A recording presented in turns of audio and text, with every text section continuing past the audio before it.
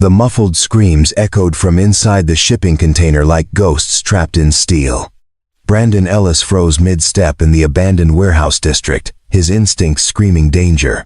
3 voices, 1 woman, 2 younger, all terrified, all running out of time. He didn't hesitate. Within seconds, the former special ops veteran was moving toward the sound, toward a kidnapping that would shatter his quiet life forever. Welcome to a story where one mechanic's split-second decision saves 3 lives and ignites a war he never saw coming.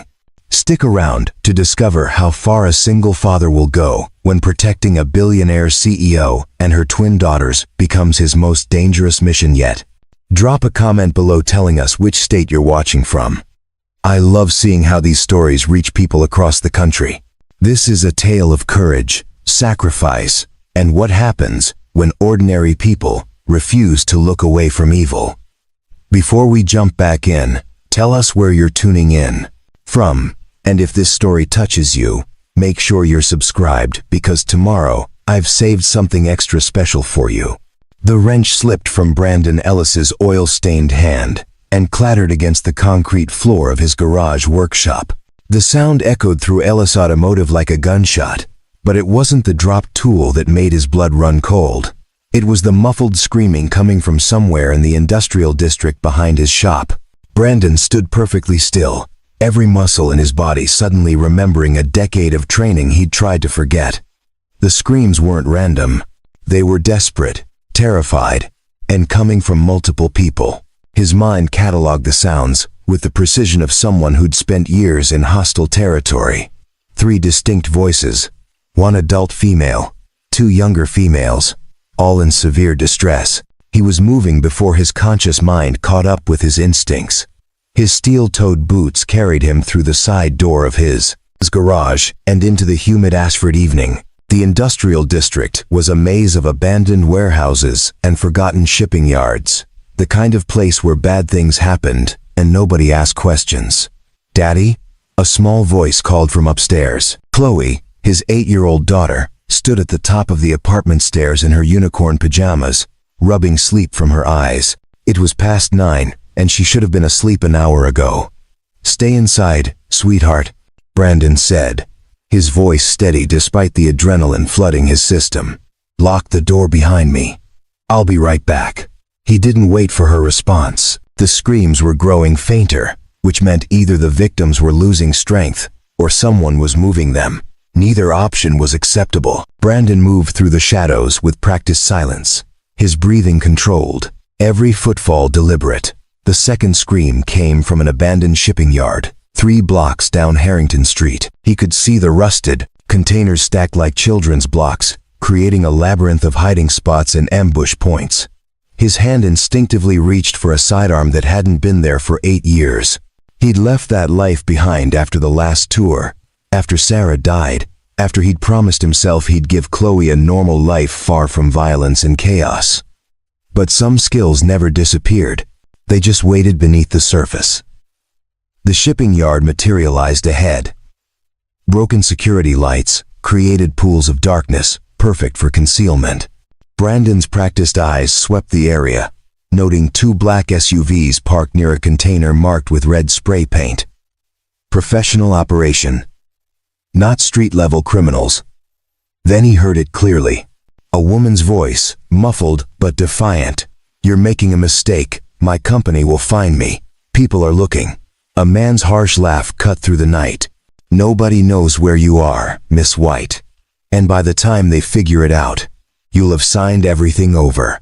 Brandon crept closer, using the containers as cover. Through a gap between 2 units, he could see them. 4 men in tactical gear surrounding a shipping container with its door cracked open.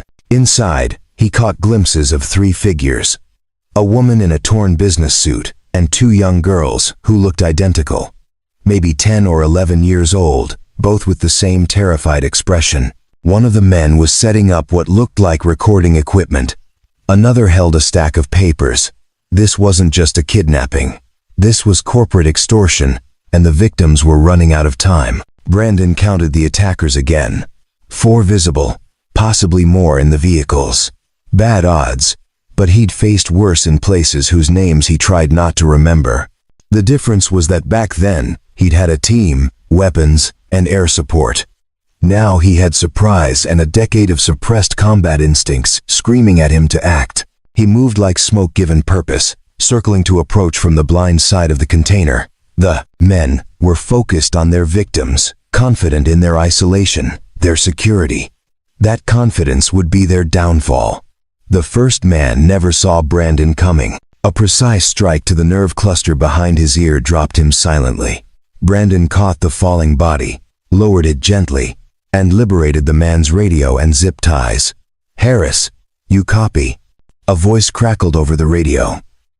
Brandon keyed the mic, keeping his voice low and muffled. "Copy. Perimeter secure. Good. Boss wants this wrapped up in 10. Get the woman to sign. Then we move to location 2. Brandon's jaw tightened. Location 2 meant these people had a plan, a timeline, and probably backup. He needed to move faster. The second guard was walking a patrol pattern around the container. Brandon waited until the man turned a corner. Then, struck with the efficiency of someone who'd done this too many times to count. Another body down, another radio acquired. 2 down, 2 to go, plus however many were in the vehicles. Brandon approached the container from behind, using the stacked units as cover. He could hear one of the girls crying now, the sound tearing at something deep in his chest. Chloe was the same age. The thought of anyone terrorizing his daughter like this made his vision narrow with controlled rage. "Please," the woman was saying, her voice steady despite obvious fear. "Let my daughters go. I'll sign whatever you want. Just let Zoe and Lily leave." "Touching," one of the men sneered. "But they stay. Until we verify the transfers." Boss's orders. Brandon had heard enough. He grabbed a piece of loose metal piping from the ground, tested its weight, and made his move. The explosion of action lasted maybe 20 seconds. Brandon came around the container like a force of nature, the pipe connecting with the third guard's knee with a sickening crunch. The man went down screaming. The fourth guard spun, hand reaching for his weapon, but Brandon was already inside his reach. An elbow to the jaw, a strike to the solar plexus, and the guard crumpled. "Who the?" One of the men from the vehicles was running toward him, gun drawn. Brandon didn't hesitate. He threw the pipe like a javelin, catching the approaching guard in the chest. The man went down hard, the wind knocked from his lungs. Sirens wailed in the distance. Someone must have heard the commotion and called it in. Brandon knew he had maybe 2 minutes before this got complicated. He yanked open the container door fully. 3 pairs of eyes stared at him from the darkness, the woman and 2 identical girls, all bound with zip ties, all looking at him with a mixture of hope and terror. "I'm Brandon," he said, pulling out a pocket knife to cut their restraints. "I'm here to help. We need to move, now." The woman rubbed her wrists where the ties had cut into her skin. She was striking even in her disheveled state, with sharp intelligence in her dark eyes. "You're not with them?" "Lady, I own the auto shop 3 blocks. Over." I heard screaming and came to help. He cut the girls free, noting how they immediately grabbed their mother's hands. "Can you walk?" "Yes." The woman pulled her daughters close. "I'm Ella White. These are my daughters, Zoe and Lily. Those men, they're trying to force me to transfer control of my company." Brandon heard engines starting. The remaining kidnappers were fleeing before the police arrived. Good. Fewer complications. Explanations later. "My shop's close. You'll be safe there until the police arrive." They moved quickly through the shipping yard. Brandon leading them through routes he'd memorized during his paranoid first year in Ashford, when he'd mapped every escape route within a mile of his daughter. The sirens were closer now, maybe a minute out. Ellis Automotive stood like a beacon of normalcy amid the industrial chaos. Brandon hustled them inside, immediately checking the locks and activating the security system he'd installed after Sarah died when the world felt too dangerous and unpredictable. Chloe appeared at the top of the stairs again, her eyes widening. "Daddy." "Who are they?" People who needed help, baby. Brandon guided Ella and the twins to the sitting area he'd set up near his office. Chloe, can you get our guests some water? His daughter nodded, disappearing into the small kitchen area with the instant acceptance that 8-year-olds possessed. Ella White sank into a chair, pulling her daughters close. Both girls were shaking, their identical faces pale with shock. "Thank you," she said, her voice cracking slightly. "If you hadn't come when you did, I don't know what would have happened." "You're safe now," Brandon assured her, though his tactical mind was already running scenarios. Professional kidnappers, corporate extortion, recording equipment. This wasn't random street crime. This was organized, well-funded, and that meant dangerous. His phone buzzed. Unknown number. Brandon's instincts prickled, but he answered anyway. "Ellis. Mr. Ellis." The voice was smooth, cultured, and carried an undertone of barely controlled fury. "You've just made a very expensive mistake." Brandon's grip tightened on the phone as he moved away from Ella and her daughters, keeping his voice low. "Who is this?" "Someone who doesn't appreciate interference in business matters," the voice continued. "The woman and her daughters belong to me until certain transactions are completed. Return them, and we'll forget this unfortunate interruption."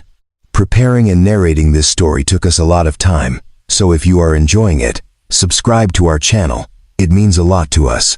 Now back to the story. Not happening.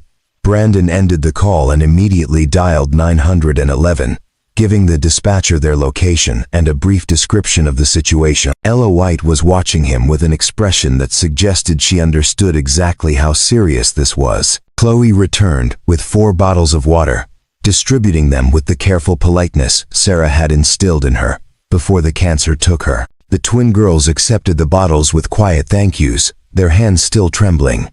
"The police are on their way," Brandon said, kneeling to be at eye level with the twins.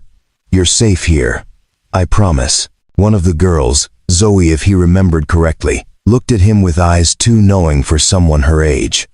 "The bad men said they'd come back if Mama didn't sign the papers. Will they really come back?" Before Brandon could answer, Ella spoke up. "Mr. Ellis, there's something you need to understand. This wasn't a random kidnapping. Those men work for someone who wants to take control of my company, White Industries. We manufacture advanced pharmaceutical compounds, and someone has been trying to force a hostile takeover for months. So they kidnapped you to make you sign over control." Brandon's mind was already cataloging the implications. "How did they get to you?" Ella's face darkened with anger and self-recrimination. "They grabbed us from our home 3 hours ago. I have a security team, but someone inside must have been compromised. The house alarm never went off. The panic buttons didn't work. It was too coordinated to be anything but an inside job." The sound of approaching sirens grew louder. Within minutes, Ashford Police Department cruisers were pulling up outside Ellis Automotive, their lights painting the garage in alternating red and blue. Detective Sarah Mendoza was the first through the door, a sharp-eyed woman in her 40s who'd been on the force for 20 years. Brandon knew her slightly. She'd brought her car in for repairs a few months back, and they'd discovered a shared appreciation for old jazz records. "Brandon Ellis," she said, taking in the scene with professional assessment. "Dispatch said something about a kidnapping." Brandon gave her the condensed version, while Ella provided details about her abduction. The twins sat close to their mother, occasionally adding details about the men, the container, the things they'd overheard. Detective Mendoza's expression grew grimmer with each detail. "Miss White, I'm familiar with your company. If what you're saying is true about corporate espionage and forced transfers, this is beyond local jurisdiction. We'll need to involve the FBI. Already calling them," one of the uniformed officers said, his phone to his ear. Brandon's secure phone, the one he'd kept from his old life and never quite managed to throw away, buzzed with a text message, unknown number, but the format identified it as coming from someone with connections to his previous unit. The message was brief. "Ellis, you've stepped into something bigger than a kidnapping. The woman is the key to a billion-dollar pharmaceutical formula. Half the criminal underworld wants her. Get her somewhere safe. Trust no one. Brandon deleted the message out of habit, but his mind was racing. If this was true, the attack tonight was just the opening move. Detective, Brandon said carefully, how secure is the Ashford police station? Mendoza looked at him sharply. Secure enough. Why? Because whoever took Miss White has resources, planning, and apparently inside information. If they could compromise her home security, what's to stop them from having people in law enforcement? The detective's jaw tightened, but she didn't dismiss the concern. You think we have a leak? I think we should consider every possibility. Ella stood, her daughters still clinging to her sides. Mr. Ellis is right. My head of security, someone I've trusted for 5 years, had to have been involved. These people have money and reach. We can't assume anywhere is truly safe. Mama, I'm scared, Lily whispered, the first words she'd spoken since they arrived at the garage. Ella pulled her closer. I know, baby, but we're safe now. Mr. Ellis saved us. Brandon's phone rang again. This time it was his old unit commander, calling from a number that shouldn't even exist anymore. Ellis, don't hang up. Colonel James Reeves said without preamble. I know you're out. I know you want to stay out. But the woman you just saved, she's connected to something that's bringing out every bad actor from here to Moscow. FBI's compromised. Local PD might be too. You need to get her and those girls somewhere secure until we can establish a clean chain of custody. Colonel, I'm not in that life anymore. I know. But right now, you're the only person in that room I'm certain isn't on someone's payroll. 24 hours. Ellis. Just keep them alive for 24 hours while we clean house on our end. The call ended before Brandon could argue further. Detective Mendoza was watching him with narrowed eyes. Who was that? Brandon made a decision that went against every protocol he'd been trained to follow. Someone who thinks your department might be compromised. Someone who thinks Miss White and her daughters aren't safe in police custody. The detective's hand moved instinctively toward her service weapon, then stopped. That's a serious accusation. It's a serious situation. Brandon looked at Ella, then at her daughters, then at Chloe, who was watching everything with wide, frightened eyes. Miss White, how much do you trust the FBI right now? Ella's expression hardened. My company has been under investigation for supposed patent violations for the past year. An investigation that coincidentally started right when someone began making acquisition offers. I trust them about as far as I can throw them. Then we have a problem, Brandon said. Because in about 5 minutes, federal agents are going to arrive and take you into protective custody, and we have no way of knowing if they're legitimate or part of whoever orchestrated your kidnapping. As if summoned by his words, black SUVs pulled up outside the garage. 4 men in FBI windbreakers emerged, their movements too synchronized, too military for standard federal agents. Detective Mendoza's hand definitely went to her weapon this time. Something's not right. FBI doesn't move this fast, and they certainly don't send tactical teams for witness protection. The lead agent, a square-jawed man with cold eyes, flashed credentials at the door. Special Agent Morrison, FBI, we're here to take Miss White and her daughters into federal custody. Brandon positioned himself between the agents and Ella's family, his body language casual but ready. Credentials, please. The real ones, not the ones you flash at local cops. Morrison's eyes hardened. Stand aside, Mr. Ellis. This is federal business. Then you won't mind Detective Mendoza verifying your credentials through official channels. Morrison's hand moved toward his jacket. It was a subtle movement, but Brandon caught it, the same tell he'd seen dozens of times in combat zones. This man wasn't reaching for identification. He was reaching for a weapon. Mendoza, get them out of here. Back door. Now. The detective didn't question him. She grabbed Ella and the girls, hustling them toward the rear exit, while Brandon faced down the 4 fake agents. That was a mistake, Mr. Ellis, Morrison said, his hand now openly holding a suppressed pistol. "We were going to let you walk away from this. Now you're a complication." Brandon smiled, the expression cold and without humor. "I've been called worse." The garage exploded into violence. Brandon moved with muscle memory that had nothing to do with conscious thought and everything to do with 10 years of training that his body refused to forget. Morrison's suppressed pistol was rising, finger tightening on the trigger, but Brandon was already in motion. He grabbed a tire iron from the nearby workbench and hurled it at the overhead fluorescent lights. Glass exploded in a shower of sparks, plunging the garage into darkness, broken only by the security lights from outside. In the chaos, Brandon dropped low and rolled behind a car lift. 3 suppressed shots punched through the space where he'd been standing, the distinctive pooft, pooft of professional killers who knew their weapons. "Spread out," Morrison barked. "Find the woman and the girls. Ellis is expendable." Brandon's jaw tightened. They just made their first critical error, dismissing him as a civilian mechanic, rather than someone who'd spent a decade hunting people far more dangerous than them. He moved through his garage like a ghost, using every shadow, every piece of equipment he'd positioned with exactly this kind of scenario in mind. 8 years of paranoid preparation were about to pay dividends. The first fake agent moved past Brandon's position, weapon sweeping for targets.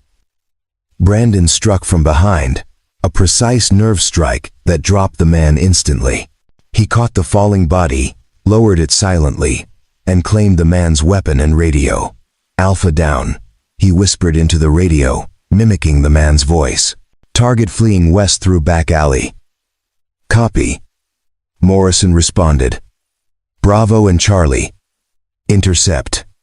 Delta. Stay on Ellis." Brandon smiled in the darkness. 3 men now chasing shadows while one remained. Better odds. He moved toward the rear of the garage, where Mendoza had taken Ella and the girls. The detective had gotten them into the alley, but Brandon could hear footsteps converging from multiple directions. Morrison's team had backup waiting, more professional kidnappers masquerading as federal agents. Brandon burst through the back door to find Mendoza with her service weapon drawn, positioned between the families and 2 more armed men approaching from the north end of the alley. Ella had pulled her daughters behind a dumpster, her body shielding them. "Police, drop your weapons," Mendoza shouted, her voice carrying the authority of 2 decades on the force. The men didn't drop their weapons. They raised them. Brandon fired twice, precise shots that hit their gun hands rather than center mass. The men screamed, their weapons clattering to the ground. Mendoza spun, her own weapon now trained on Brandon for a split second before recognition kicked in. "Ellis, what the?"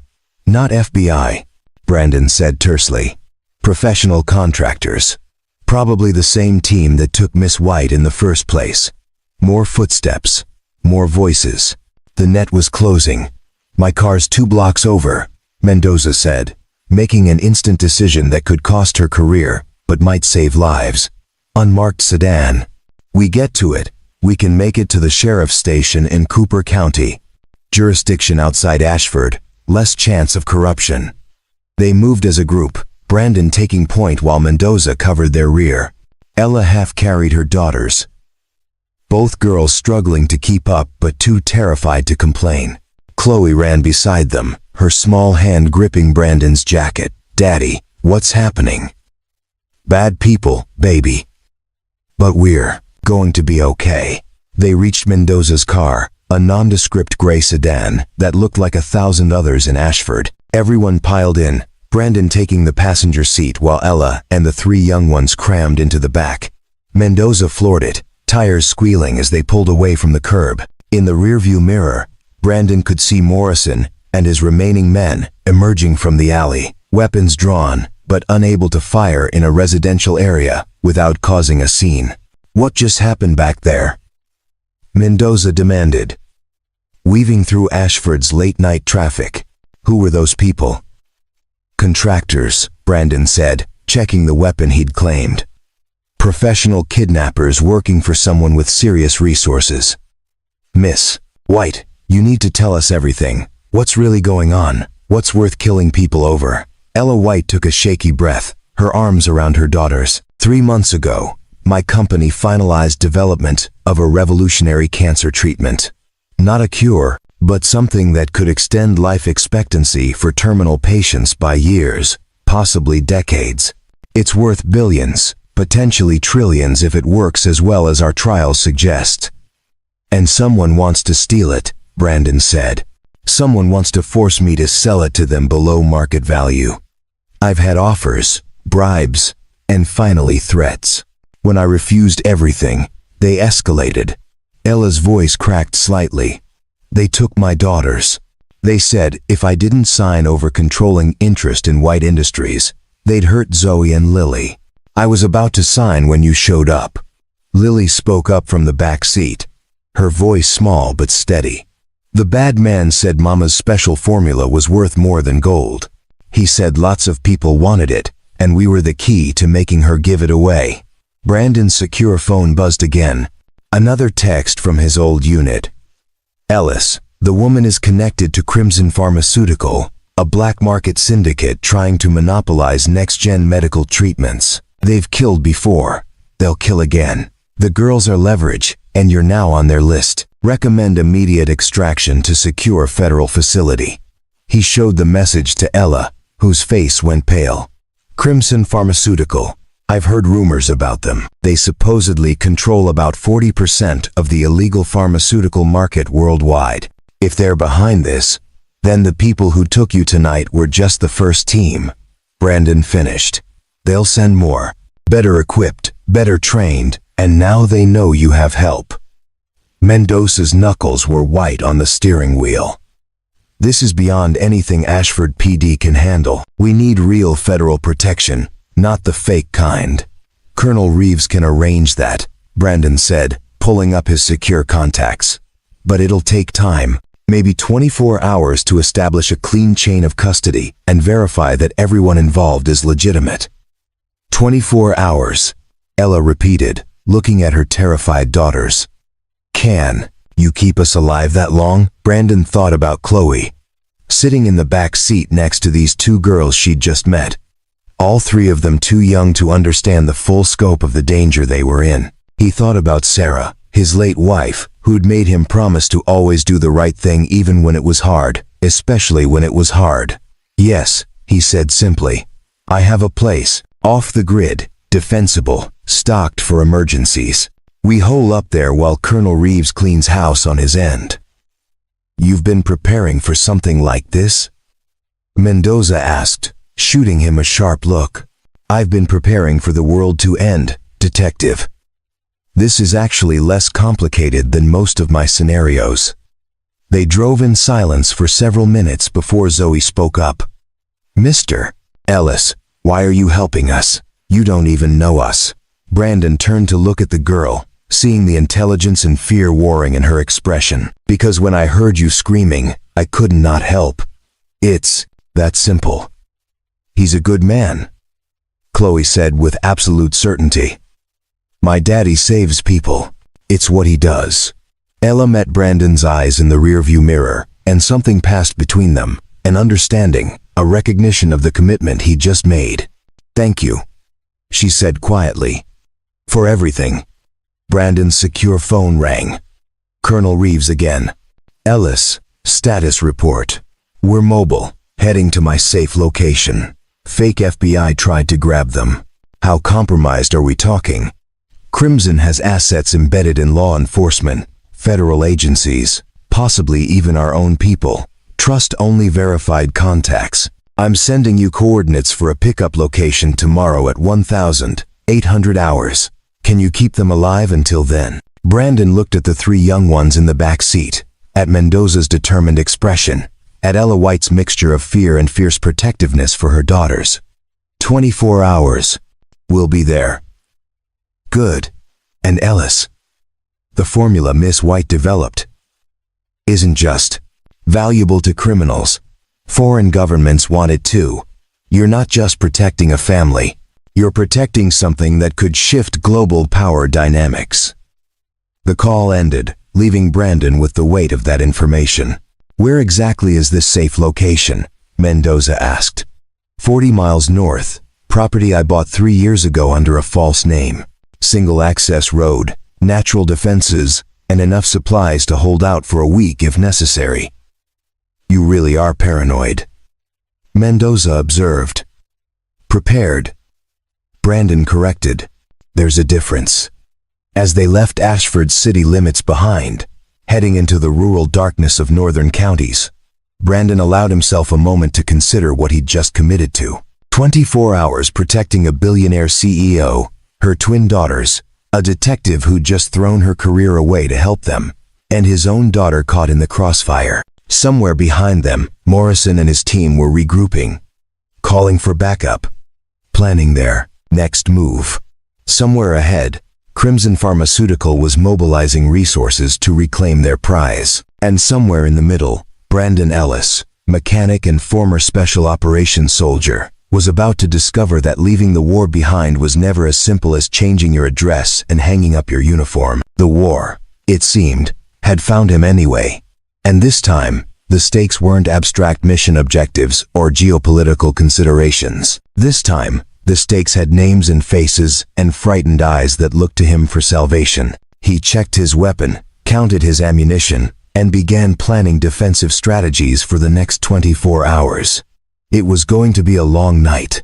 The safe house materialized from the darkness like something out of a survivalist's fever dream. Brandon had purchased the 40-acre property under an alias 3 years ago, building it piece by piece during weekends when Chloe stayed with Sarah's parents.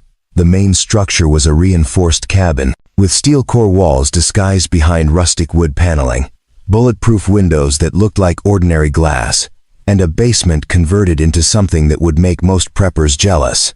"This is your safe house?" Mendoza asked as they pulled up the gravel driveway. "It looks like a vacation rental." "That's the point," Brandon said, already scanning the perimeter through night vision binoculars he'd retrieved from a hidden compartment. Defensive positions disguised as landscaping, motion sensors hidden in the trees, exit routes that look like hiking trails. He helped everyone inside, noting how Ella immediately positioned herself between her daughters and the windows. Protective instinct. Good. They'd need that in the hours ahead. Chloe was already showing Zoe and Lily where the bathroom was, her natural friendliness overcoming the terror of the past hour. The 3 girls disappeared upstairs while Brandon activated the security system. "Perimeter's clean," he announced after checking the monitors. "But it won't stay that way long." "Mendoza, you know how to handle a rifle?" The detective nodded. "Qualified expert, 4 years running." Brandon opened a concealed panel in the wall, revealing an arsenal that made Mendoza's eyebrows rise. "You're more than just paranoid, Ellis. I prefer thoroughly prepared."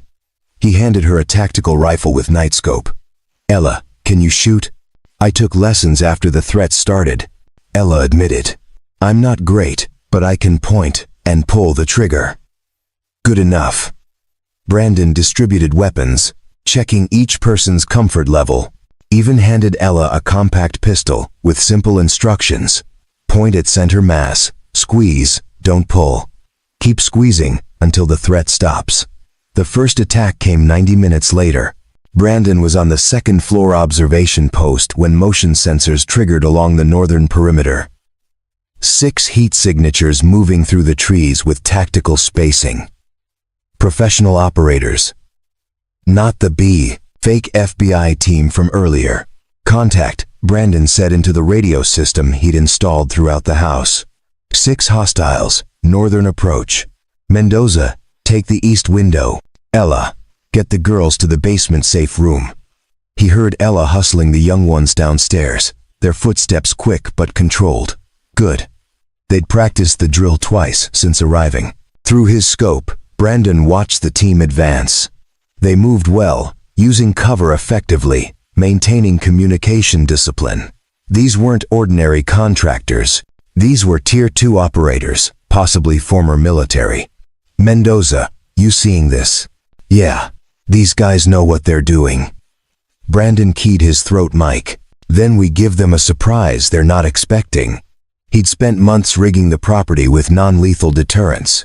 Pressure plates that triggered flashbangs, motion-activated sprinklers filled with pepper spray solution, concealed speakers that could broadcast disorienting frequencies. The lead operator triggered the first trap. A flashbang detonated 3 feet to his left, the concussive blast sending him stumbling. His teammates scattered, seeking cover, their disciplined formation breaking. Brandon used the chaos to relocate, moving through the house's hidden passages to a ground-floor firing position. He put 3 rounds into the nearest tree trunk, inches from an operator's head, warning shots.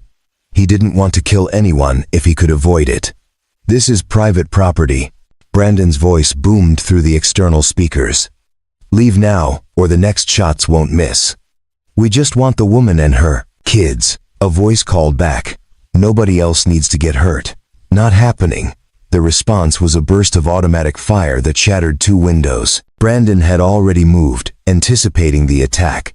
He triggered the pepper spray system, watching through monitors as 3 operators stumbled out of the chemical cloud, eyes streaming. Mendoza fired from her position, controlled 3-round bursts that kicked up dirt near the remaining operators.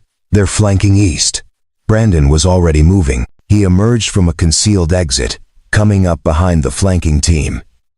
2 precise strikes with a tactical baton dropped both men before they realized he was there. 4 down, 2 retreating, Brandon reported, watching the remaining operators drag their incapacitated teammates back toward the tree line. "They'll regroup and call for backup." Mendoza joined him at the window. "How long until they come back?" "Hour. Maybe 2. Next time they'll bring more people and heavier weapons." Brandon checked his watch. 16 hours until the extraction point. "We need to be ready." In the basement, Ella held her daughters close, both girls trembling, but trying to be brave. Chloe sat with them, somehow managing to tell a story about a princess and a dragon that made the twins smile despite everything. Brandon watched his daughter comfort these frightened girls and felt something shift in his chest. This wasn't just about protecting innocent people anymore. This was about protecting his daughter's newfound friends. About giving Chloe the kind of world where kindness mattered more than violence. "They're coming back, aren't they?" Ella asked quietly. "Yes, but we'll be ready." The second wave hit at dawn, and this time they weren't taking chances. Brandon counted 12 operators, 3 approaching from each cardinal direction, and they'd brought serious hardware. "We can't hold here," Mendoza said, watching the thermal scans. "Not against that many with those weapons." Brandon was already implementing contingency plan Delta. "There's a fallback position. Old hunting cabin 2 miles east. Less defensible, but harder to find. We move now while they're still setting up." They evacuated through the underground tunnel Brandon had dug over the course of 6 months, emerging in a concealed exit half a mile from the main house.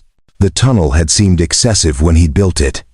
Now it was saving their lives. The forest was thick with morning mist, providing natural concealment as they moved single file through terrain Brandon had memorized during countless solo hikes. Chloe stayed close to the twins, whispering encouragement when they stumbled over roots. "You're really good at this," Zoe said to Chloe during a brief rest stop. "Being brave, I mean." "My daddy taught me," Chloe replied. "He says being brave doesn't mean you're not scared. It means you do the right thing even when you are scared." Brandon overheard the exchange and felt that familiar tightness in his throat. Sarah would have been proud of their daughter. The hunting cabin was exactly as he'd left it 6 months ago during his last supply run. Small, weathered, and completely off any official maps. He'd stocked it with enough food, water, and ammunition to last a week. "It's not much," Brandon admitted as they filed inside, "but it's invisible from satellite imagery and accessible only by foot." Ella looked around the sparse interior and smiled. "Mr. Ellis, after the night we've had, this looks like a 5-star hotel." While Mendoza set up a watch rotation, Brandon prepared a meal from the stored supplies. Nothing fancy, just MREs heated over a camping stove. But the girls ate like they hadn't seen food in days. "Tell us about yourself, Mr. Ellis." Lily said suddenly. Chloe said you used to be a soldier. Brandon glanced at his daughter, who shrugged apologetically. I was. Long time ago. Different life. Did you save people then too? Zoe asked. Sometimes. Other times I did. Things I'm not proud of. War's complicated. Ella spoke up. Why did you stop? Brandon was quiet for a moment, deciding how much to share. My wife, Sarah, got sick. Cancer. She needed me home, not deployed overseas. So I got out, moved to Ashford, opened the garage, tried to give Chloe a normal life. I'm sorry about your wife, Ella said softly. Me too. But she gave me Chloe, and she taught me that sometimes the bravest thing you can do is choose to be present for the people you love. The conversation drifted to lighter topics. Ella talked about her company, about the years of research that led to the cancer treatment breakthrough. The twins shared stories about their school, their friends, the normal life that had been shattered when men with guns invaded their home. What happens after tomorrow? Lily asked. When the colonel's people come to get us. You'll be safe, Brandon promised. Real federal protection, not the fake kind. Your mom's formula will be secured, and the people who took you will face justice. But what about you and Chloe? Zoe pressed. Will we see you again? Brandon looked at Ella, seeing the same question in her eyes. I don't know. That depends on a lot of things. I hope we do, Chloe said simply. Zoe and Lily are nice. I like having sisters.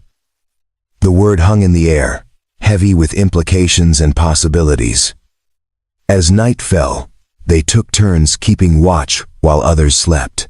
Brandon found himself on the porch with Ella during the midnight rotation, both of them nursing cups of instant coffee and watching the forest for threats. You didn't have to do this, Ella said quietly. You could have called the police and walked away. I have a daughter. If someone took her, I'd want someone to help. It's that simple. It's not simple at all. Ella turned to face him. You've risked everything, your safety, your daughter's safety, for people you don't even know. I know you now. I know Zoe and Lily.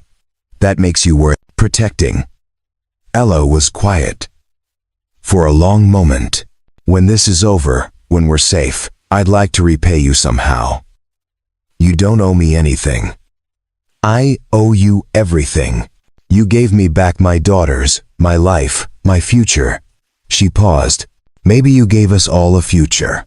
Before Brandon could respond, his radio crackled. Mendoza's urgent voice. Movement, southeast perimeter. Multiple contacts. They'd been found. The attack came with the pre-dawn darkness, when human alertness was at its lowest and mistakes were most common. Brandon had anticipated this timing, had planned for it, but the sheer number of operators surrounding the cabin still made his tactical mind race through increasingly desperate scenarios. 20 contacts. Mendoza reported from her observation post, in the cabin's small attic. Full tactical gear. Suppressed weapons. Night vision. These aren't contractors anymore. These are professional soldiers. Brandon checked his ammunition count. Not enough for a prolonged engagement. He keyed his radio to Colonel Reeves on the emergency frequency. We're under siege. 20+ hostiles. Request immediate extraction. Static, then Reeves' voice. QRF is wheels up. ETA 40 minutes. Can you hold? 40 minutes against 20 trained operators with limited ammunition and 3 young girls to protect. The math was impossible. We'll hold, Brandon lied. He turned to find Ella loading magazines with the calm efficiency of someone who'd made peace with the possibility of death. Teaching moment, she said with dark humor. Never let them see you panic. The first assault came from the north. Suppressing fire shattered windows while a 4-man team attempted to breach the door. Brandon triggered the propane tank he'd rigged with a remote detonator. The explosion wasn't lethal, but it sent the breach team stumbling backward, their night vision overloaded by the sudden flash. Basement, now, Brandon ordered. The girls and Ella retreated while Mendoza laid Coleman down, covering fire. The cabin had been built for hunting weekends, not warfare. Its defenses were improvised at best, but Brandon had learned in a dozen combat zones that preparation and creativity beat superior numbers more often than military textbooks admitted. He ignited the perimeter he'd soaked with flammable liquid hours earlier, creating a wall of flame that forced the attackers to regroup. Precious minutes gained. From the basement, he heard Chloe singing softly to the twins. Some silly song about butterflies that Sarah used to sing. The sound of innocence persisting in the middle of violence made Brandon's resolve harden into something unbreakable. "East wall," Mendoza called. "They're bringing up some kind of breaching charge." Brandon grabbed the hunting rifle, aimed for the device, and squeezed the trigger. The charge detonated prematurely, taking out 2 operators and forcing another retreat. But they were learning his tactics, adapting, probing for weaknesses. The next assault would be coordinated, overwhelming. He checked his watch. 35 minutes, until the QRF arrived. An eternity in combat time. The radio crackled with an unfamiliar voice. "Mr. Ellis, this is pointless. Give us the woman and her daughters, and you and your people walk away." Brandon keyed the mic. "Come take them." What followed was the longest 30 minutes of Brandon's life. He moved through the cabin like a ghost, firing from one position then relocating before return fire could find him. Mendoza matched his pace, her police training insufficient for this level of combat but her courage more than compensating. They burned through ammunition, improvised weapons from furniture and tools, and held the line through sheer stubborn refusal to fail. When the helicopter's rotors finally cut through the chaos, Brandon had never heard a more beautiful sound. The QRF fast roped down, 20 Rangers who turned the siege into a rout within minutes. In the sudden silence that followed, Brandon found himself in the basement, surrounded by 4 terrified faces looking to him for assurance that it was finally over. "We're safe," he said simply. "It's done." Chloe launched herself into his arms, and a moment later, the twins joined in.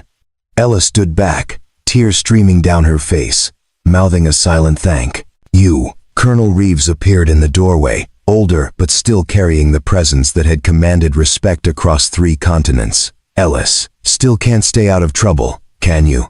"Apparently not, sir. That woman and her kids, they're priority 1 now. Full federal protection, clean team verified personally. We'll get them somewhere secure." Brandon looked at Ella, at the twins who'd somehow become important to him in less than 24 hours. "And then what?" "Then they disappear into protection, and you go back to fixing cars." Reeves paused. "Unless you want back in." "No," Brandon said firmly. "My war's over." But looking at Chloe holding hands with Zoe and Lily, he wondered if that was entirely true. 3 weeks had passed since the siege at the hunting cabin. 3 weeks of federal debriefings, witness statements, and the careful dismantling of Crimson Pharmaceuticals operations across 4 continents. Brandon had testified before a grand jury, watched as corrupt agents were arrested, and seen Morrison and his team face federal charges that would keep them imprisoned for decades. The safe house, where they'd placed Ella and the twins, was a converted estate in rural Connecticut, complete with armed guards, biometric security, and enough surveillance equipment to monitor a small city. It should have been the end of the story.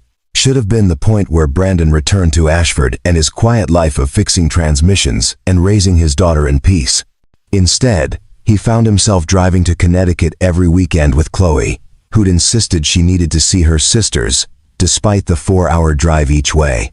Ella had welcomed the visits, and slowly, cautiously, something had begun to develop between Brandon and the brilliant CEO who'd survived an ordeal that would have broken most people. "Daddy, do you like Miss Ella?" Chloe asked during one of their drives, her 8-year-old directness catching Brandon off guard. "She's a good person," Brandon said carefully. "She's been through a lot. That's not what I asked." Chloe looked at him with Sarah's knowing eyes. "Do you like her the way you liked Mommy?" Brandon gripped the steering wheel, choosing his words carefully. Your mother was special, Chloe. Nobody could ever replace her. I know that. But Mommy wouldn't want you to be alone forever. She told me before she got really sick. She said you have too much love in your heart to keep it locked away. The conversation died as they pulled up to the safe house, but Brandon couldn't stop thinking about it, about Ella's quick smile when he arrived, about how naturally their conversations flowed, about the way she looked at him like he was something more than just the man who'd saved her life. The visit started normally enough. The girls disappeared to play in the estate's converted game room, while Ella and Brandon sat in the garden, discussing everything from philosophy to the best way to make pasta sauce. It was comfortable, easy, the kind of connection Brandon hadn't felt since Sarah's death. Then Agent Marcus Hawthorne arrived, unannounced and unwelcome. Hawthorne was FBI, one of the clean agents Reeves had vetted personally, but his presence triggered every tactical instinct Brandon possessed. Federal agents didn't make social calls to safe houses. Miss White, Hawthorne said, his expression grave. We have a problem. Ella's face went pale. What kind of problem? The Congressional Committee investigating Crimson Pharmaceutical wants to subpoena your research. They claim that your cancer treatment represents a national security interest and should be subject to federal oversight. That's insane, Ella said, standing abruptly. My research is private. My company developed it with private funding. I understand, but Senator Patricia Westbrook is chairing the committee, and she has ties to several pharmaceutical companies that would benefit from either acquiring or suppressing your treatment. Brandon felt rage building in his chest. So, this is what? Legal extortion? They couldn't kidnap her, so now they're using Congress? Hawthorne's expression suggested he agreed but couldn't say so officially. Miss White, you're being summoned to testify in 5 days. If you refuse, they'll hold you in contempt. If you comply, they'll pick apart every aspect of your research looking for violations, real or manufactured. Can they actually seize my work? Ella's voice was steady, but Brandon saw her hands trembling. With the right legal justification, yes. National security provisions give them broad authority. After Hawthorne left, Ella stood at the window overlooking the estate's grounds, watching her daughters play. Brandon moved beside her, close but not touching, offering silent support.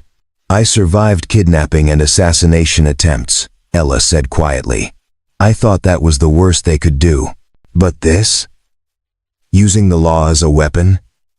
How do you fight that? You fight it by being smarter than them, Brandon said. By going public before they can control the narrative. Ella turned to look at him. What do you mean?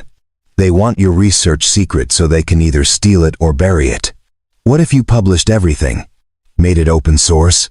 Suddenly, there's no secret to steal, no monopoly to maintain. I'd lose billions. My company's entire value is based on that patent. Money or lives, Ella, which matters more? She was quiet for a long moment, then something like determination hardened her features.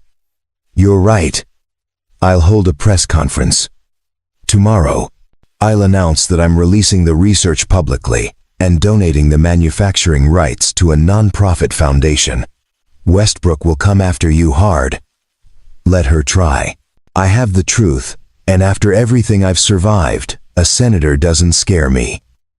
The press conference, the next day, was held at a Boston hotel, carefully coordinated by Hawthorne and his clean team. Ella stood before dozens of cameras and reporters, looking every bit the billionaire CEO, despite the ordeal she'd endured. 3 weeks ago, my daughters and I were kidnapped by criminals who wanted to steal my company's research, she began, her voice clear and unwavering. Men with guns invaded our home, terrorized my family, and tried to force me to sign over work that could save millions of lives.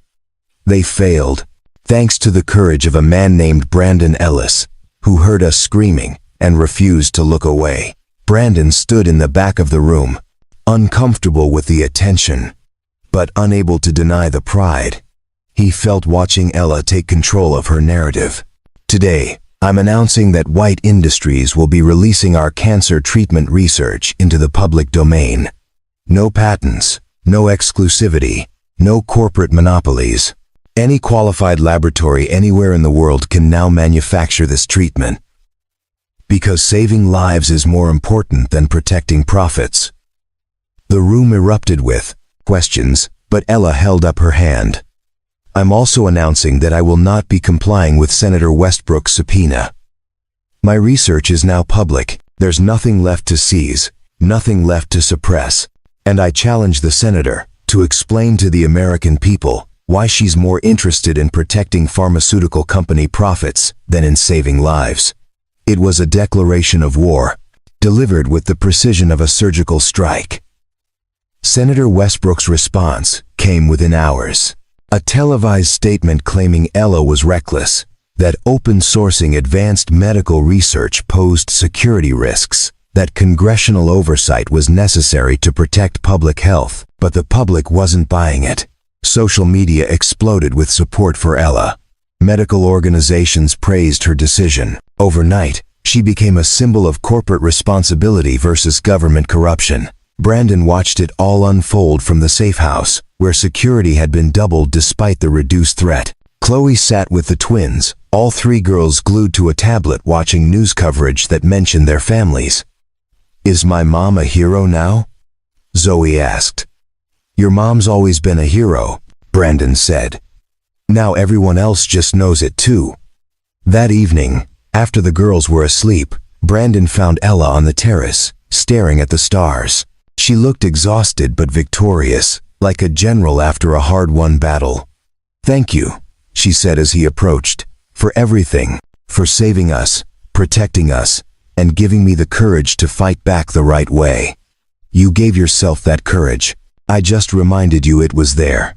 Ella turned to face him, and in the moonlight, Brandon saw something in her expression that made his heart race. "Brandon, these past 3 weeks, getting to know you, watching how you are with Chloe and my girls, I've been thinking about something." "What's that?" "About what happens next. When this is all over, and the threats are gone, and life returns to normal." She paused, gathering courage. "I don't want to go back to the way things were. Before, I mean. I want something different, something better." Brandon understood what she wasn't quite saying. He felt it too, this connection that had formed in crisis and deepened in its aftermath. "Ella, I have an 8-year-old daughter and an auto repair shop in a small town. You're a billionaire CEO with a company to run and a public profile. Our worlds don't exactly align." "Maybe they don't have to align," Ella said softly. "Maybe they just need to intersect." "Brandon, my daughters ask about you and Chloe every day. They want to know when you're visiting again, when they can come to Ashford, when we can all be together. And I realize I'm asking the same questions." Before Brandon could respond, his secure phone buzzed. "Colonel Reeves, his timing is impeccable as ever. Ellis, we have a situation. Crimson Pharmaceutical isn't done. They've got one more play, and it's happening tomorrow." Brandon felt the familiar cold settle into his bones. What kind of play? The kind where they try to prove that Ella's treatment is dangerous by sabotaging the first public trial. "We've got intelligence suggesting they're going to poison test subjects and blame the treatment. Discredit her work, destroy her credibility, make her release into the public domain look like a catastrophic mistake." "Where and when?" "Memorial Hospital, Boston. Clinical trial starts at 0900 hours. 40 terminal patients. Last hope for most of them. If Crimson succeeds, those people die, and Ella's reputation dies with them." Brandon looked at Ella, who'd heard enough of the conversation to understand. Her face had gone pale, but determined. "We stop them," she said simply. "Whatever it takes." "Miss White, this is federal jurisdiction now," Reeves said through the phone. "You need to stand down and let us handle it." "With all due respect, Colonel, this is my research and my responsibility. Those patients are trusting my treatment with their lives. I won't let criminals use them as pawns." Brandon heard something like admiration in Reeves' voice when he responded. Then I guess you'll need security. Ellis, you up for one more mission? Brandon looked at Ella, at the fire in her eyes, at the determination that had carried her through kidnapping and siege and congressional attacks. He thought about Chloe and the twins sleeping upstairs, about the future they all deserved. One more mission, he agreed. Then I'm really done. But even as he said it, Brandon knew it wasn't quite true, because protecting Ella and her daughters had stopped being a mission somewhere along the way. It had become something more personal, more permanent. It had become family. The drive to Boston Memorial Hospital took 3 hours, but Brandon used every minute to plan. Hawthorne had provided blueprints of the facility, security protocols, and a list of personnel involved in the clinical trial. Somewhere in that data was a vulnerability that Crimson Pharmaceutical planned to exploit. Ella sat beside him in the passenger seat, reviewing her own research notes, cross-referencing drug interactions and potential sabotage points. She'd transformed from terrified kidnapping victim to determined protector of her work, and Brandon found himself admiring her resilience more with each passing day. They'll target the IV drips, Ella said, her analytical mind working through possibilities. It's the easiest point of contamination. Add something that mimics treatment failure or causes adverse reactions, and suddenly, my therapy looks dangerous. Can you test for contamination? If I know what I'm looking for, but there are hundreds of compounds that could cause problems. She rubbed her temples, stress evident in every line of her body. Brandon, 40 people are trusting their lives to my treatment tomorrow. If Crimson succeeds, if people die because I wasn't careful enough, smart enough, fast enough, stop, Brandon said gently. You can't control what criminals do. You can only control how you respond. And you're responding by fighting to protect those patients. That's what matters. Ella was quiet for a moment. How do you do that? Stay so calm when everything's falling apart? Years of practice in places where panic got people killed. You learn to compartmentalize, to focus on the mission, and deal with the emotions later. And later, what happens to all those emotions you've compartmentalized? Brandon thought about the nightmares that still woke him sometimes, about the ghosts of soldiers he couldn't save, about Sarah's final days when all his training was useless against cancer. Sometimes they catch up with you. Sometimes you find ways to process them. And sometimes you find people who help carry the weight. Ella reached across the console and took his hand. The gesture was simple but meaningful, a connection that said more than words could express. They arrived at the hospital well before dawn, entering through a service entrance Hawthorne had secured. The clinical trial was being conducted in a specialized wing, with patients already admitted and prepared for the first treatment administration.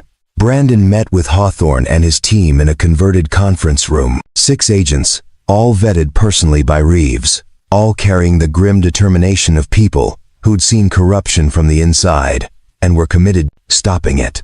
We've placed undercover personnel among the medical staff, Hawthorne explained, pointing to surveillance feeds showing the treatment wing. But Miss White, you're the only one who can identify sabotage quickly enough to prevent harm. I'll need access to the pharmacy, the 4 preparation area, and the treatment rooms, Ella said, and I'll need to test every single bag before it's administered. That's 40 patients, multiple bags each. We're talking hundreds of individual tests. Then we better get started.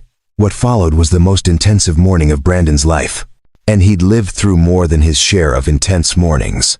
Ella moved through the hospital like a woman possessed, testing every medication bag, every saline solution, every piece of equipment that would come in contact with her patients. Brandon shadowed her, watching for threats while she worked. Twice, they found contamination, subtle chemical additions that would have caused organ failure, had been blamed on the treatment. Each time, Ella identified the tampering, isolated the compromised materials, and requisitioned clean replacements. How are they getting to the supplies? Brandon asked after the second discovery. Inside help, Hawthorne said grimly. We're reviewing security footage now, but whoever's doing this knows how to avoid cameras. At 0800 hours, an hour before treatment was scheduled to begin, Brandon noticed something odd. A janitor was working in the pharmacy area, but his movements were wrong. Too purposeful, too focused on specific storage units. Brandon keyed his radio. Hawthorne, janitor in pharmacy sector. Can you verify credentials? A pause, then Hawthorne's urgent voice. Negative on verification. That's not hospital staff. All teams converge on pharmacy. The fake janitor spotted the agents moving toward him and bolted, but Brandon was already in position. He intercepted the man at the service stairs, and they went down hard, struggling for control. The man was trained, former military by his fighting style, but Brandon had the advantage of rage fueling his movements. This person had been planning to poison terminal patients, to murder people whose only crime was hoping for a cure.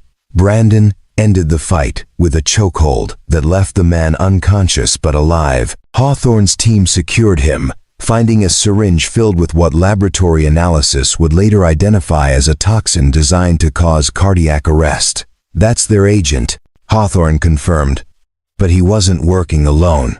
We need to sweep the entire wing. The sweep took 30 minutes, precious time ticking away before patients would arrive for treatment.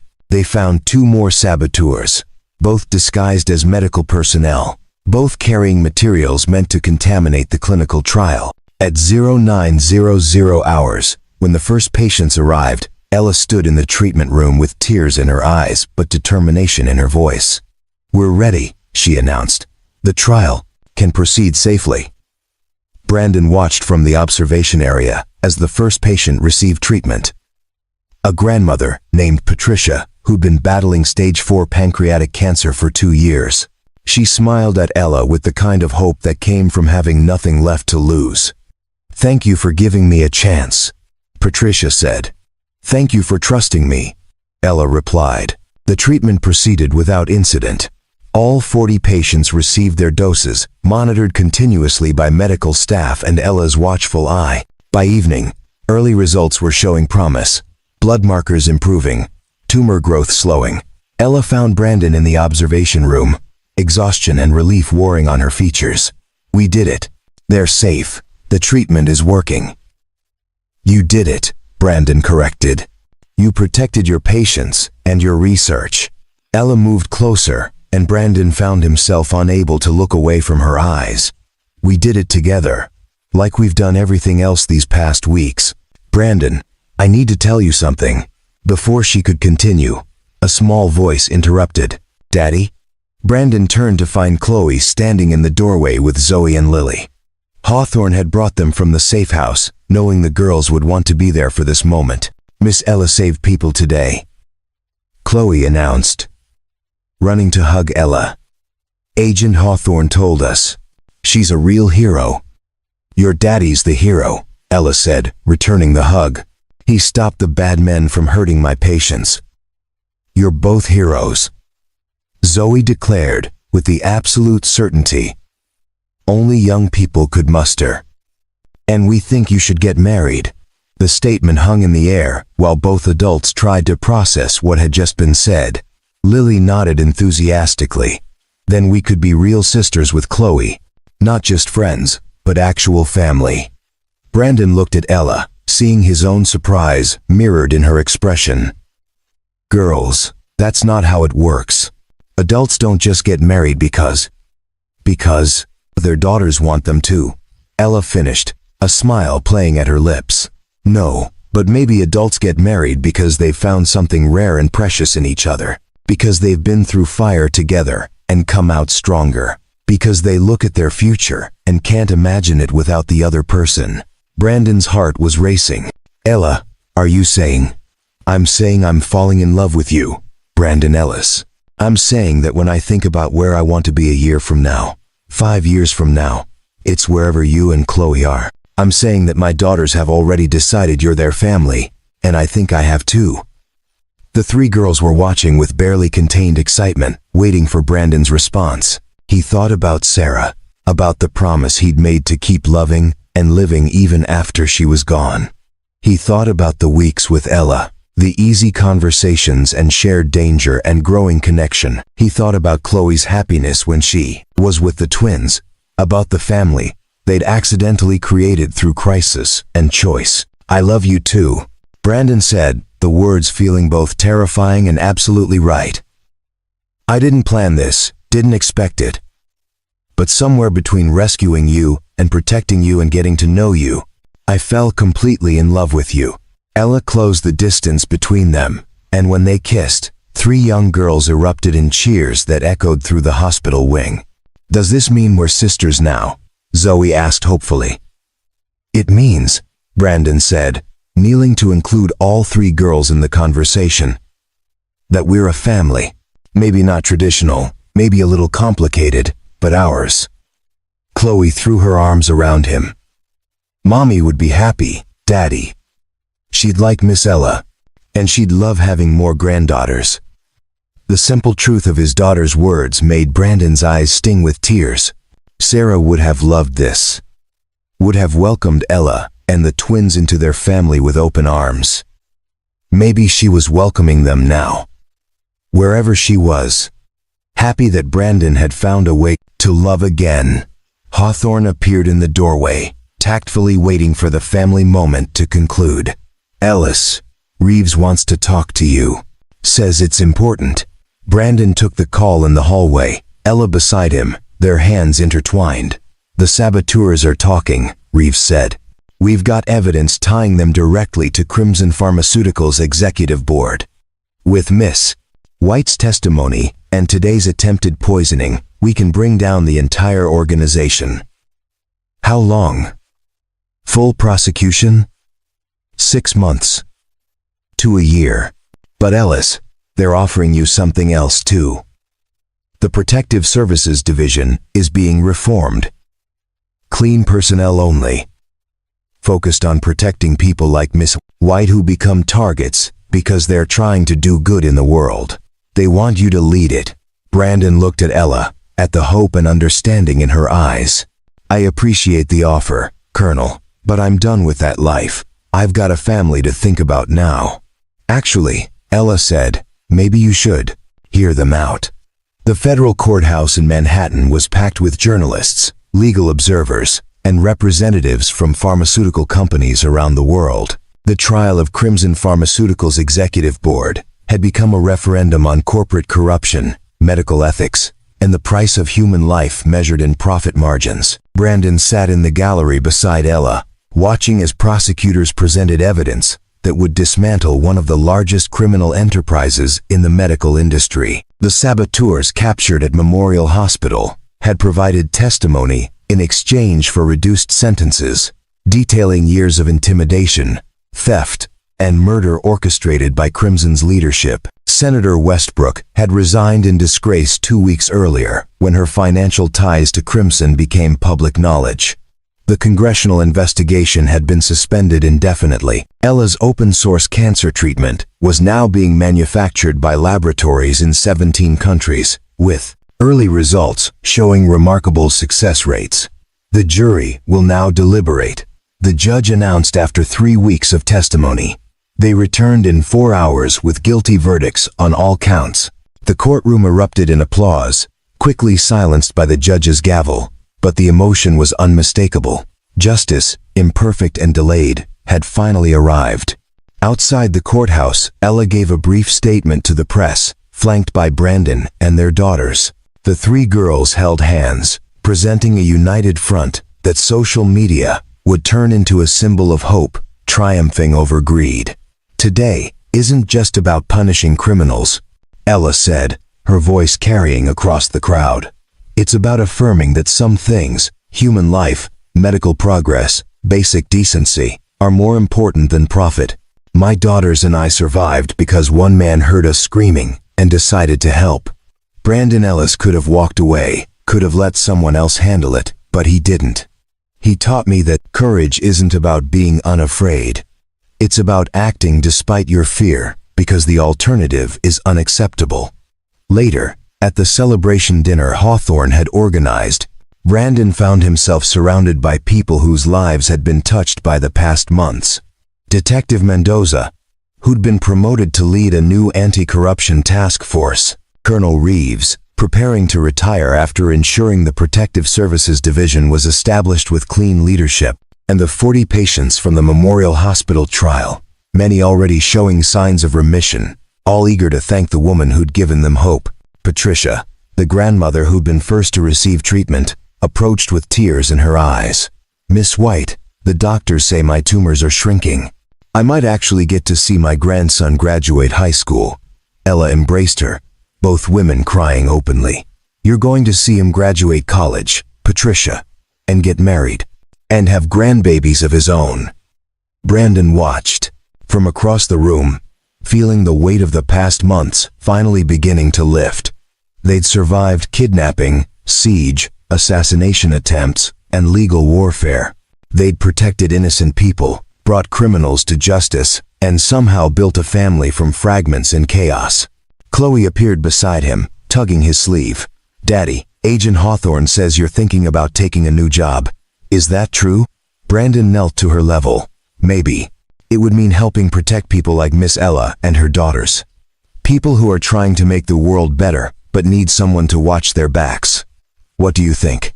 "I think Mommy would say you should do what makes you happy, and I think helping people makes you happy. You're pretty wise for 8 years old." "I know," Chloe said with Sarah's confidence.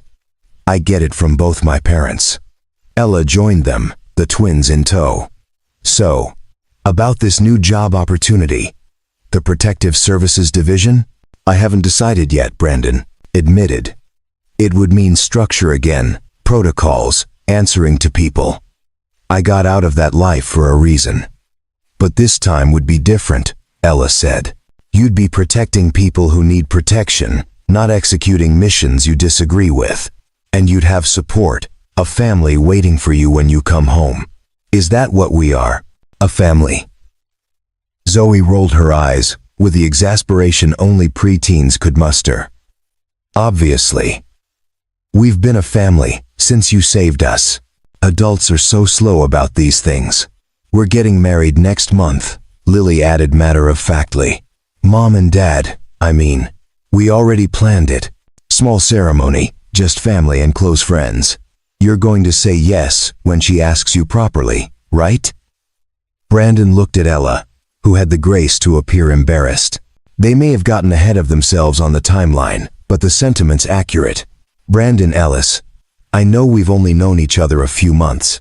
I know this started in crisis and chaos. But I also know that I love you. And I can't imagine facing the future without you. So, when you're ready, if you're ready, I'd very much like to make this official." Around them, the celebration continued, but in their small circle, time seemed to pause. Brandon thought about all the reasons to say no, to slow down, to be cautious. Then he thought about Sarah's advice, to keep living, about the family he and Ella had built, about the look of hope on his daughter's face. "Yes," he said simply. "To all of it, the job, the marriage, the future. Yes." The girls erupted in cheers. Ella kissed him while their daughters danced around them, celebrating a family that had been forged in fire and sealed in love. 6 months later, Brandon stood in the backyard of the house they'd bought together, a sprawling property outside Ashford with enough space for 3 energetic girls and all the security measures his paranoid mind required. He was setting up for Chloe's 9th birthday party, watching as she and the twins decorated with streamers and balloons.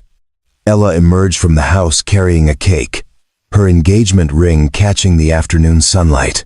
They'd married in a small ceremony 3 months ago, surrounded by the strange extended family they'd accumulated. Federal agents turned friends, rescued patients turned advocates, and enough security personnel to guard a small nation. "The Protective Services Division called," Ella said, setting down the cake. "They want to know if you can consult on a case, a scientist being targeted for her climate research." "What did you tell them?" "That my husband would have to think about it, but I suspected he couldn't resist helping someone in need." Brandon smiled, pulling her close. "You know me too well." I know you're exactly the kind of man who hears someone screaming in the dark and runs toward the danger instead of away from it. It's what I love most about you." The doorbell rang, announcing the arrival of party guests. Patricia and her grandson, now healthy and thriving, Detective Mendoza with her family, Hawthorne, and several members of his team. Even Colonel Reeves, officially retired but unable to miss the celebration. As the party filled with laughter and joy, Brandon found himself reflecting on the strange path that had led him here. A scream in the darkness, a split-second decision to help, and suddenly his entire life had transformed. He'd saved Ella and her daughters that night, but in many ways, they'd saved him too. Saved him from a half-life of going through motions, from the slow death of a man who'd forgotten how to truly live. They'd given him purpose, love, and a future worth fighting for. "Daddy," Chloe called, "come play with us." Brandon joined his 3 daughters, his wife, and the community of people who'd become family through shared danger and deeper love. The soldier had found peace. The protector had found home. And the man who'd heard a scream in the darkness had found everything he didn't know he was missing. It wasn't the ending he'd expected. It was something far better. It was a beginning. 2 years had passed since the night Brandon Ellis heard 3 voices screaming in a shipping container, and life had settled into something that resembled normalcy, though their version of normal would never look quite like everyone else's. The morning started the way most mornings did in the Ellis household, with controlled chaos. Chloe, now 10 years old, was helping Zoe and Lily pack their school bags while debating the scientific accuracy of a movie they'd watched the night before. Ella stood at the kitchen counter, preparing lunches with the efficient precision of someone who'd learned to balance running a pharmaceutical empire with managing 3 energetic daughters. Brandon finished his coffee while reviewing security protocols on his tablet. The Protective Services Division had grown to a team of 47 operatives, all dedicated to protecting people whose only crime was trying to make the world better. In the past 2 years, they'd safeguarded climate scientists, whistleblowers, humanitarian workers, and journalists, all people who'd become targets for doing the right thing.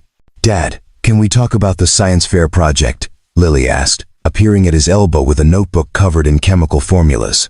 "I want to demonstrate how Mom's cancer treatment works at the molecular level, but Mrs. Henderson says it might be too advanced for 6th grade. Brandon smiled at his daughter, still marveling at how completely the twins had become his. Not biologically, but in every way that truly mattered. Maybe we simplify it a bit. Show the concept without getting into graduate-level biochemistry. But the graduate-level biochemistry is the interesting part," Lily protested, and Brandon exchanged an amused glance with Ella. Their daughter had inherited her mother's brilliant mind and stubborn determination. "How about we make it interactive?" Zoe suggested, joining the conversation. "Like a model that people can manipulate to see how the treatment targets cancer cells. Make it visual instead of just theoretical." The twins had different strengths. Brandon had learned. Lily excelled at theoretical understanding, while Zoe had an intuitive grasp of how to communicate complex ideas simply. Together, they were formidable. And he suspected the world would be hearing a lot from both of them in the years to come. "That's a great compromise," Ella said, ruffling Zoe's hair. "Visual demonstration that shows the science without requiring a PhD to understand it." Chloe looked up from her tablet, where she'd been researching something for her own project. "Dad, there's an article here about Crimson Pharmaceutical. It says some of their former executives are getting early release for good behavior. Does that mean they could come after us again?" The question hung in the air, a reminder that their past wasn't completely buried. Brandon set down his coffee and moved to sit beside his daughter, making sure all 3 girls could see his face. "Here's the truth," he said, choosing honesty over false comfort. "There will always be people who want things they shouldn't have. Power, money, control over others. Some of those people might remember us, might hold grudges, but you know what? We're prepared. We're smart. We're careful. And we're together. That makes us stronger than any threat. Plus, Dad's basically a superhero," Zoe added with the confidence of someone who'd watched her father take down armed kidnappers. "And Mom's a genius. And we're learning self-defense and situational awareness, and all the things that keep us safe." It was true. Brandon had been teaching the girls age-appropriate protection skills since the trial ended. Nothing aggressive, just awareness, confidence, and basic defensive techniques. Ella had insisted they balance it with art classes, music lessons, and normal activities. The result was 3 remarkably capable young people who could discuss quantum physics and throw a proper punch in equal measure. "The world has dangerous people in it," Ella said, joining the conversation. "But it also has good people. People like your father, who hear someone in trouble and help instead of looking away. People like Detective Mendoza, Colonel Reeves, and Agent Hawthorne, who risk their careers to do what's right. And people like you 3, the next generation who'll make better choices than we did." The school bus arrived, prompting the usual scramble for forgotten homework and last-minute hugs. Brandon walked the girls to the door, performing the security check that had become second nature, scanning the street, noting the positions of his security team disguised as neighbors, confirming that everything was as it should be. "Love you, Dad," the 3 voices called in chorus as they headed down the driveway. "Love you all," Brandon called back, watching until they were safely on the bus. Ella moved beside him, slipping her hand into his. "You're doing that thing where you analyze every possible threat within a 100-yard radius." "Old habits," Brandon admitted. "Though I notice you're doing the dashin'." "That, same thing. We're quite a pair, aren't we? The paranoid protector and the security-conscious CEO." They moved back inside, and Brandon pulled Ella close, breathing in the familiar scent of her shampoo. 2 years of marriage, and he still found himself grateful every morning that she'd chosen him, chosen this life, chosen to build something beautiful from the fragments of trauma. "I got an interesting call yesterday," Ella said. "Memorial Hospital wants to name their new cancer research wing after Patricia. She passed away last week." Brandon felt the familiar grief that came with losing someone they'd fought to save. "I thought she was doing well." She was. Lived 2 years longer than anyone expected. Got to see her grandson graduate and get engaged. She died peacefully, surrounded by family, because our treatment gave her that time. Ella's voice was thick with emotion. "Her daughter called to thank us. Said those extra 2 years were the greatest gift anyone could have given them." It was moments like this that reminded Brandon why he'd taken the job with Protective Services, why he continued to put himself in danger to shield others. Because time mattered, because families mattered, because sometimes the greatest victory wasn't preventing death but giving people the chance to live fully before it came. His secure phone buzzed with a message from Hawthorne. "New case, potential threat against a human rights attorney in Seattle. Team briefing at 1,400 hours. You have to go," Ella said, reading his expression. "Not immediately. Briefings this afternoon. I have time." They spent the morning doing mundane things that felt precious, because they understood how easily they could be taken away. Brandon worked on the car he was restoring, a classic muscle car that reminded him of his father. Ella reviewed research proposals from her company's new open-source initiative. They had lunch together on the porch, talking about everything and nothing. Comfortable in the sea. Silence between words. "Do you ever regret it?" Ella asked suddenly. "The life we have now, the security measures, the constant vigilance, the fact that our daughters have to know about threat assessments and emergency protocols." Brandon considered the question carefully. "I regret that the world requires vigilance, but I don't regret our family or the choices that brought us here. Do you?" "Not for a second," Ella said firmly. "Yes, our life is complicated. Yes, we have to be more careful than most families.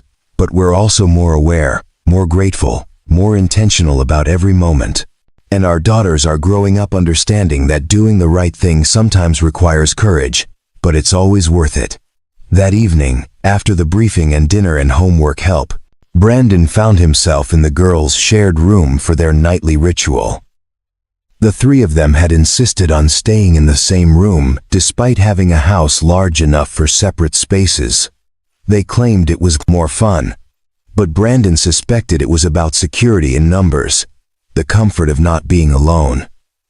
"Dad, tell us a story," Chloe requested, the same request she'd made since she was 3 years old. "What kind of story?"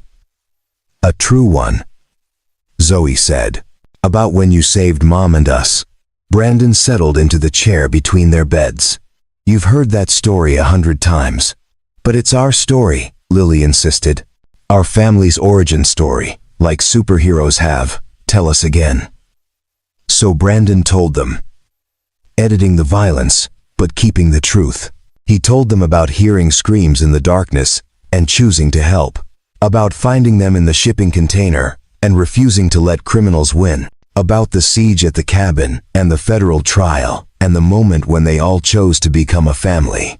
"And the moral of the story," he concluded, "is that ordinary people can do extraordinary things when they choose courage over comfort. You don't need superpowers to make a difference. You just need to care enough to act."